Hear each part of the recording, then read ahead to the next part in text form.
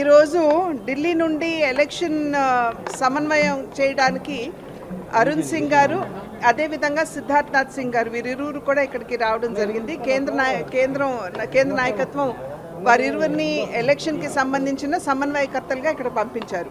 కనుక ఇవాళ ఎవరైతే పార్లమెంట్ అభ్యర్థుల పేర్లు ఖరారయ్యి అనౌన్స్మెంట్ అయిందో ఆ పార్లమెంట్ సభ్యులు మరియు ప్రతి జిల్లా నుండి కూడా జిల్లా అధ్యక్షులు అక్కడ ఉన్నటువంటి ముఖ్య కార్యకర్తలు అందరినీ కూడా పిలవటం జరిగింది. ఎందుకంటే అసలు ఎలక్షన్కి సంబంధించి మనం ఏ విధంగా ప్రిపేర్ అవ్వాలి, ఏదైతే మనం పొత్తులో ఉన్నామో మిగిలిన రెండు పార్టీలు తెలుగుదేశం పార్టీ జనసేన పార్టీ వారి ఇరువురితో కూడా ఏ విధంగా సమన్వయం చేసుకుంటూ ముందుకు వెళ్ళాలి, మన కార్యకర్తలు ఏ రకంగా చాలా యాక్టివ్గా పార్టిసిపేట్ చేయాలి, పార్టిసిపేట్ చేస్తున్నటువంటి సందర్భంలో మన భారతీయ జనతా పార్టీ సింబల్ కావచ్చు, నరేంద్ర మోడీ గారు కావచ్చు, ప్రతి ఇంటికి కూడా ఎలా చేర్చాలి, ఈ రకమైనటువంటి వివిధ అంశాల మీద చర్చించడం మాత్రమే కాకుండా కార్యకర్తల నుండి కూడా వారు ఏదన్నా ఇబ్బందులు అక్కడ ఎదుర్కొంటున్నట్లయితే, అంటే ఇతర పార్టీల నుండి సరిగ్గా సమన్వయం లేకపోయినా లేకపోతే అభ్యర్థులు కలుపుకు వెళ్ళట్లేదు అనేటువంటి భావన ఉన్నా ఇవన్నీ కూడా ఇక్కడ కార్యకర్తల నుండి విన్నారు, పైనుండి కూడా సూచన చేయడం జరిగింది. త్వరలోనే రాష్ట్ర స్థాయిలో జిల్లా స్థాయిలో అండ్ మా అభ్యర్థుల చోట మండల స్థాయిలో కూడా సమన్వయ కమిటీలు వేసుకోవాలి అని చెప్పి నిర్ణయించడం జరిగింది.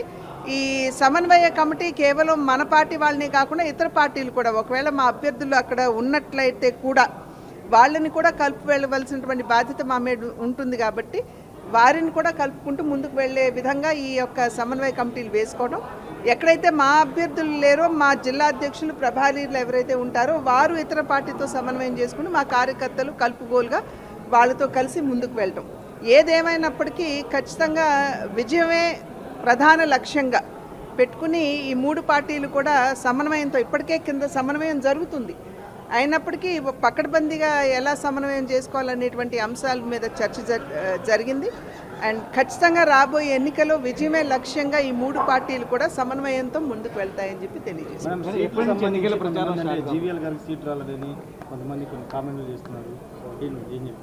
దీని మీద మేము చెప్పేది ఏముంటుందండి, ఇప్పుడు పొత్తులో భాగంగా మాకు కొన్ని సీట్లు వచ్చాయి, ఆ సీట్లో ఉన్నటువంటి అభ్యర్థుల్ని ఖరారు చేస్తారు. విశాఖపట్నం రాలేదు, సో ఇంకొకరిని ఖరారు చేసే అవకాశం ఎక్కడ ఉంటుంది? ఏవైతే సీట్లు మాకు వచ్చాయి వాటిలో అభ్యర్థుల్ని ఖరారు చేస్తారు. బయట పార్టీ వాళ్ళకి వచ్చిన వాళ్ళకి సీట్లు కేటాయించారు, బీజేపీ నమ్ముకున్న వాళ్ళకి అన్యాయం జరిగిందనేది. పార్లమెంట్ సభ్యుల్లో ఎవరికి ఇచ్చామండి అట్లా? ఒక్కరు తప్పించి, వరప్రసాద్ ఒక్కరిని తప్పించి మేము బయట వారికి ఇవ్వలేదు కదా, కార్యకర్తలకు ఇచ్చుకున్నాం. అక్కడ ఉన్నటువంటి ఆ జిల్లాలో ఉన్నటువంటి పరిస్థితుల నేపథ్యంలో విజయమే లక్ష్యం అని అనుకున్నప్పుడు వివిధ అంశాలను కూడా దృష్టిలోకి తీసుకోవాలి, వాటన్నింటినీ పరిగణలోకి తీసుకోవడం జరిగింది.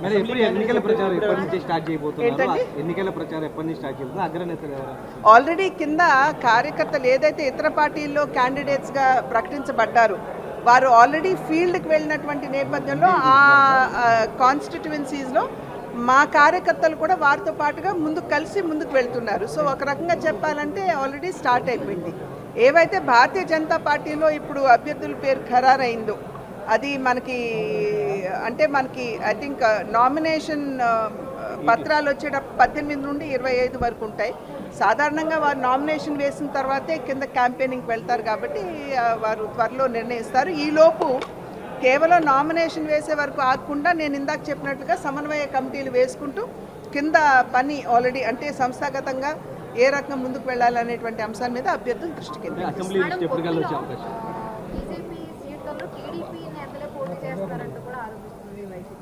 ఎక్కడండి పొత్తులో బీజేపీ పోటీ చేసేటటువంటి సీట్లలో బీజేపీ పేరుతో టీడీపీ వాళ్ళే పోటీ చేస్తున్నారని చెప్పి ఆరోపిస్తున్నారు. ఇప్పుడు నేను ఇందాక చెప్పినట్లుగా ఇప్పుడు అనౌన్స్ అయినటువంటి అభ్యర్థుల్లో ఒకరు తప్పించి అందరూ మా పార్టీ వాళ్ళు కాబట్టి మేము మా కార్యకర్తల్ని కాదనుకుని వెళ్ళేటువంటి పరిస్థితి లేదు. ఒకవేళ ఆ రకంగా ఏమన్నా డిసిషన్ తీసుకోవాలనుకున్నా కూడా పార్టీలో కార్యకర్తలతో చర్చించిన పిమ్మటే దాని మీద నిర్ణయం అనేది జరుగుతుంది. క్రమశిక్షణ కలిగినటువంటి కార్యకర్తలు కాబట్టి భారతీయ జనతా పార్టీ కార్యకర్తలు ఒక్కసారి చర్చించుకుని నిర్ణయించిన తర్వాత ఆ డిసిషన్కి అబాయిడ్ అయ్యేటువంటి పరిస్థితి.